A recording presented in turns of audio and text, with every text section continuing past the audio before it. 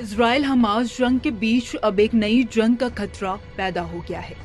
ये जंग इजराइल और ईरान के बीच होगी। बताया जा रहा है कि ईरान इजराइल पर हमले की तैयारी में है, जिसके लिए ईरान का प्लान पूरी तरह से तैयार है। कहा जा रहा है कि ईरान किसी भी समय इजराइल पर हमला कर सकता है। हमास चीफ इस्माइल हानी की मौत का बदला लेने के लिए ईरान आतुर है। अगर ये जंग शुरू होती है तो अमेरिका, रूस जैसे बड़े देशों का इस जंग में कूदना तय माना जा रहा है। अब अगर ईरान इजराइल पर हमला करता है तो जंग की शुरुआत होगी, जिससे दुनिया पर बड़ा असर पड़ेगा। ऐसे में हर कोई इस जंग को रोकने की बात कर रहा है। इसी बीच खुद ईरान ने इस जंग को रोकने का समाधान दे दिया है। ईरान के 3 सीनियर अधिकारियों ने इस हमले को रोकने का उपाय बताया है। अधिकारियों के मुताबिक सिर्फ गाजा सीज फायर ही ईरान की जवाबी कार्रवाई को रोक सकता है। अधिकारियों ने कहा है कि अगर गाजा में सीज फायर हो जाता है तो ईरान का गुस्सा थोड़ा शांत हो सकता है। हमास के पॉलिटिकल चीफ हानी की तेहरान में हत्या और बेरूत में हिजबुल्लाह कमांडर फवाद शुक्र की हत्या के बाद ईरान और हिजबुल्लाह ने इजराइल से बदला लेने की कसम खा ली है। पिछले 9 महीनों से मिडल ईस्ट में जारी तनाव इन धमकियों के बाद और ज्यादा बढ़ गया है और किसी भी वक्त ये बड़ी जंग का रूप ले सकता है।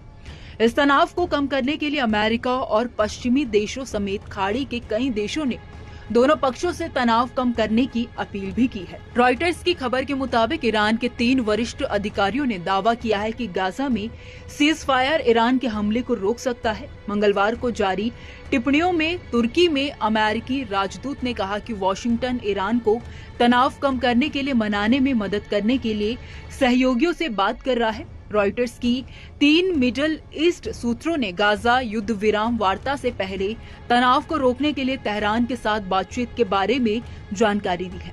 गाजा युद्ध विराम वार्ता इस गुरुवार को मिस्र या कतर में शुरू होने वाली है। दुनिया भर के आग्रह के बावजूद ईरान की ओर से हमले करने से पीछे हटने के कोई संकेत नहीं मिल रहे हैं। संयुक्त राष्ट्र में ईरान के राजदूत ने शुक्रवार को कहा कि हमें उम्मीद है कि हमारा जवाब सही वक्त पर होगा और इस तरह से अंजाम दिया जाएगा कि होने वाली युद्ध विराम वार्ता को कोई नुकसान नहीं होगा। इसके अलावा ईरान के विदेश मंत्रालय ने मंगलवार को कहा कि संयम बरतने की अपील अंतर्राष्ट्रीय कानून के सिद्धांतों से उलट है। दुनिया की नजरें अब ईरान के जवाबी हमले पर टिकी हुई हैं।